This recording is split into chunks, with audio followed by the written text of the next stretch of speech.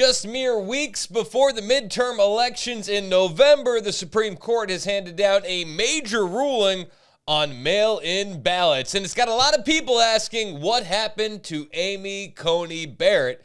And it's got a lot of other conservatives going, it's exactly who she's been just about every time. Now, if you believe Election Day should mean Election Day, not Election Week, not Election Month, smash the subscribe button right now because we're tracking every fight for election integrity here at Resist the Mainstream. My name is Chris Hand. I'm coming to you live from Nashville, Tennessee. This ruling got handed down Monday morning, actually during my live radio show in Nashville, Tennessee on 99.7, and it was a big topic of conversation. The Supreme Court justice that we thought might let us down did just that. It was a 5-4 decision. The Supreme Court ruling that states can continue accepting and counting mail-in ballots that arrive after Election Day. So what does this mean? Well, it means that states like California can keep counting ballots for weeks after the election is supposed to be over, like we saw just a couple weeks back with their mayoral and gubernatorial races. Chief Justice Roberts, Justice Amy Coney Barrett joined the 3 liberal justices to form the majority. For conservatives who have been pushing for clean, same-day elections, this ruling was nothing short of a disappointment. But how we react to this decision says everything about us. You see, when the Supreme Court rules against the liberals, they crash out, they scream about packing the court, and they even threaten to kill these justices. We would do none of that here at RTM. In fact, we'll probably just take it on our chin and figure out what happens next. Now, the decision keeps the door open for the exact kind of chaos that we saw during the 2020 election.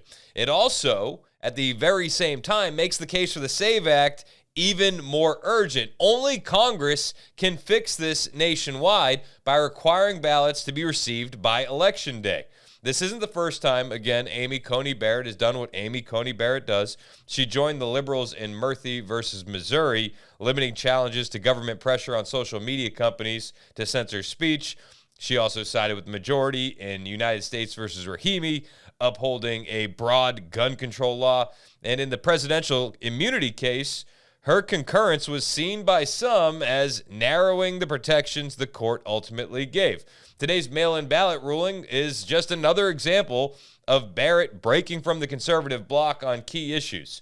So, question for you. First, what's your thoughts on Amy Coney Barrett? And secondly, should the Save America Act include a hard deadline requiring all mail-in ballots to be received by Election Day? Let us know what you think in the comments below. Here's the latest from Fox News on that Supreme Court decision that was handed down Monday. Check this out.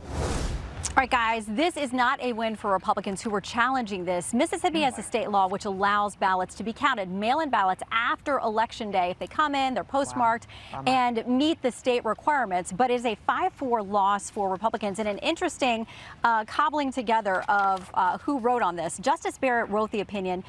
Justice Roberts joined her along with Justices Sotomayor, Kagan, and Jackson. So those 5 stuck together on this. The dissent comes from Justice Alito. Thomas Gorsuch and Kavanaugh joined him.